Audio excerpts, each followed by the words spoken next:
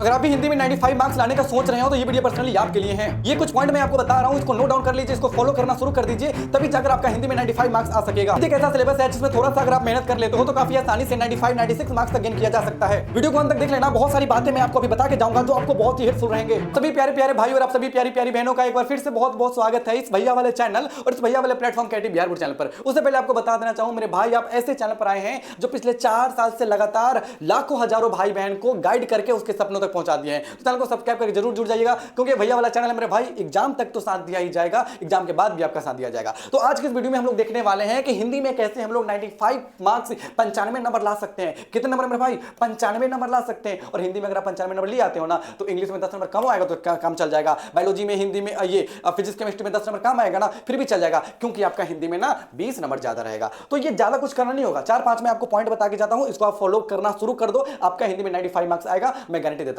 मैं ऐसा इसलिए कह रहा हूं क्योंकि मेरा भी हिंदी में 90 प्लस मार्क्स है और तभी मैं आपको ये टिप्स बता रहा हूं। तो चलिए अब जानते हैं कि इसके लिए हमको क्या करना पड़ेगा। सबसे पहले कि जो बायोलॉजी का ये हिंदी का सिलेबस है ना, ये हिंदी का टोटल 100 मार्क्स का सवाल आपसे पूछे जाते हैं। ठीक है, हिंदी जो है ये टोटल 100 मार्क्स का सवाल आपके बिहार में पूछे जाते हैं। इसमें से हिंदी बुक भी पढ़ना होता है और हिंदी व्याकरण भी पढ़ना होता है। मतलब हिंदी व्याकरण से भी सवाल पूछे जाते हैं और हिंदी व्याकरण से भी सवाल पूछे जाते हैं और बुक से भी सवाल पूछे जाते हैं। ये दोनों मिलाकर ना टोटल 100 नंबर का आपके सवाल पूछे जाते हैं। व्याकरण से ऑब्जेक्टिव पूछा जाता है, लगभग 40 से 45 ऑब्जेक्टिव जो है आपके व्याकरण से रहते हैं और बुक से भी लगभग मान लो ना 60 से 65 आपके जो है सारा सवाल रहते हैं, ऑब्जेक्टिव सब्जेक्टिव ये सब लेकर। तो ये आपके 100 मार्क्स का सिलेबस होते हैं। इससे पहले आपको ये जानना जरूरी है कि जो हिंदी है इसमें 50 नंबर का आपका सब्जेक्टिव पूछा जाता है और 50 नंबर का आपको ऑब्जेक्टिव पूछा जाता है, ये आप लोग जान रहे हो। ऑब्जेक्टिव जो है ना आपसे 100 नंबर पूछेगा और 100 नंबर में आपको महज 50 को ऑब्जेक्टिव का सवाल मतलब जवाब देना पड़ेगा। सब्जेक्टिव जो है ना आपसे 100 नंबर का पूछा जाएगा और 100 नंबर में से ना महज 50 नंबर का सब्जेक्टिव ही आपको बिहार बोर्ड में बनाना होता है। इतना तो आप लोग जान रहे हो। हाँ भैया इतना जान रहे हैं। देखो सबसे पहले मैं आपको बता दूं कि 95 मार्क्स अगर आपको गेन करना है, 95 नंबर अगर आपको लाना है, तो ये जानना आपको बहुत जरूरी है कि हिंदी का पूरा 100 मार्क्स का सिलेबस क्या है। तो ये वाला जो वीडियो है ना, अभी चैनल पर जाओ या फिर लिंक डिस्क्रिप्शन में दिया गया है, इसको देखो। इस वीडियो में जो ये हिंदी बुक है और जो हिंदी ग्रामर है, इसके टोटल 100 मार्क्स का जो सिलेबस है ना पूरा का पूरा काफी डिटेल में मैंने यहां पे बता दिया है। तो ये वीडियो देख लीजिएगा, यहां से आपको ये पता चल जाएगा कि 100 नंबर का जो ये हिंदी का सिलेबस है ये क्या क्या है, और वो सिलेबस नोट कर लीजिएगा। उसके बाद क्या करना है पढ़ने के समय वो मैं अभी आपको बताता हूं। तो देखो जो आपका बुक है ना, बुक का जैसे चैप्टर नंबर 1 पढ़े,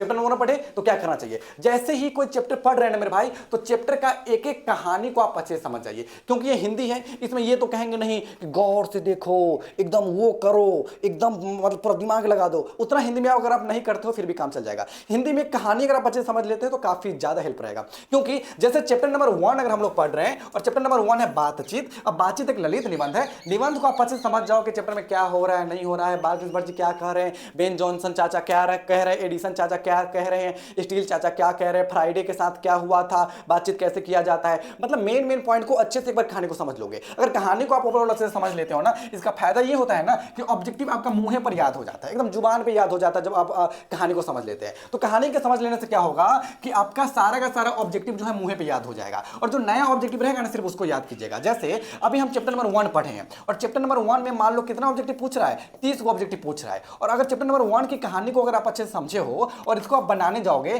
तो 30 को में से ना 26 से 27 को ऑब्जेक्टिव ऐसा होगा जो आपके मुंह पर याद होगा, जो अभी अभी आप कहानी सुन के आए हो तो मुंह पर याद होगा। अब जो लगभग मान लो 5 को ऑब्जेक्टिव बचता है, ये आपके लिए नए ऑब्जेक्टिव रहते हैं। अब क्या करो, महज इस 5 ऑब्जेक्टिव को ही याद करो। मतलब कि जब आप कोई चैप्टर कंप्लीट करते हो ना तो उससे पूछे जाने वाले टोटल 30 को 40 को ऑब्जेक्टिव को याद नहीं करो, बना के देखो जो नया ऑब्जेक्टिव रहे सिर्फ उस नए ऑब्जेक्टिव को ही आप याद करें, ज्यादा अच्छा रहेगा, समय आपको बच जाएगा। मेन जो चैप्टर है ना इसमें मेन पॉइंट का शॉर्ट नोट्स बनाइए। जैसे हिंदी की कहानी अगर आप पढ़ने जाएंगे तो कहानी को बैठकर सुनिए मत, कॉपी लीजिए और नोट्स बनाते जाइए। जैसे अगर ये कोई चैप्टर हम लोग पढ़ रहे हैं, मान लो कि कोई चैप्टर हम लोग पढ़ रहे हैं और हम सुन रहे हैं कोई बात, एक बात हम लोग देख लिए कि जो बार्किंसबर्ग जी है इसका जन्म इतने तारीख को हुआ था, मतलब 1883 को या फिर 1983 को हुआ था। फिर हम अगला नोट कर रहे हैं, अच्छा बार्किंसबर्ग जी का जन्म है ना ये इस गाँव में हुआ था। फिर अगला पॉइंट हम देख रहे हैं, अच्छा बेन जॉनसन चाचा जो है ना ये कह रहे थे। फिर देख ले, अच्छा फ्राइडे वो व्यक्ति था ना जो 16 साल के बाद किसी के मतलब मुख से आवाज सुना था। अच्छा